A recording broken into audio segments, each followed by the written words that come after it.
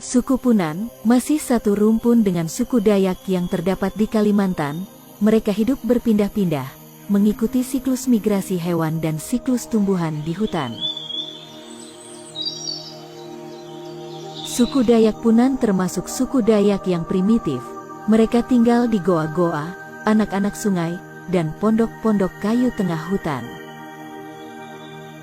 Populasi orang Punan paling banyak ditemui di Kalimantan Timur. Mereka diperkirakan berjumlah 8.956 jiwa dan tersebar pada 77 lokasi pemukiman. Menurut cerita yang ada, konon, suku Dayak Punan ini, nenek moyang mereka datang dari negeri Yunan, daratan Cina. Mereka berasal dari salah satu keluarga kerajaan Cina yang kalah dalam berperang, hingga kemudian mereka lari bersama dengan perahu-perahu, dan sampai ke Pulau Kalimantan.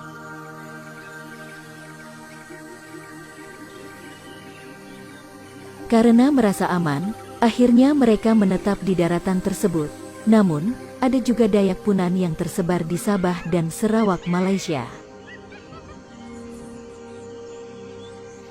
Di antara suku Dayak yang berada di Kalimantan, Dayak Punan merupakan suku yang memiliki segala kelebihan di antara suku Dayak lainnya. Mereka dikenal sebagai suku yang paling tangguh, hebat saat berperang dan berburu, serta bertahan hidup di hutan. Selain sebagai suku yang handal dalam berperang, orang Punan juga dikenal sebagai pencari jejak terbaik di alam.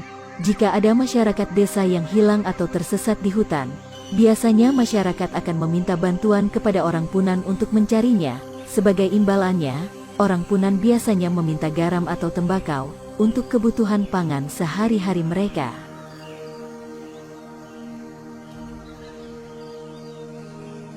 Keadaan hidup mereka yang primitif membuat Punan nomaden, menghindar dari kelompok manusia lain. Tak hanya itu, Dayak Punan juga akan memberikan banyak tanda, semisal ada di antara mereka yang meninggal. Setelah dikubur, mereka akan berpindah menuju daerah lain. Hal ini dikarenakan orang Punan mempercayai bahwa roh yang meninggal akan bergentayangan dan membuat hidup mereka tidak tentram. Punan primitif akan mempertahankan hidupnya dan bergantung pada alam. Mereka biasa berburu hewan liar dan memakan sayur-sayuran dari hutan. Bahkan, untuk daging buruan yang mereka dapat, juga biasa dijemur di bawah terik matahari, hingga menjadi daging asin atau dendeng.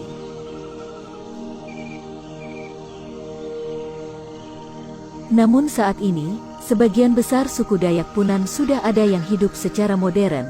Walaupun begitu, Dayak Punan tetap tidak akan rela jika hutan mereka dijadikan perusahaan.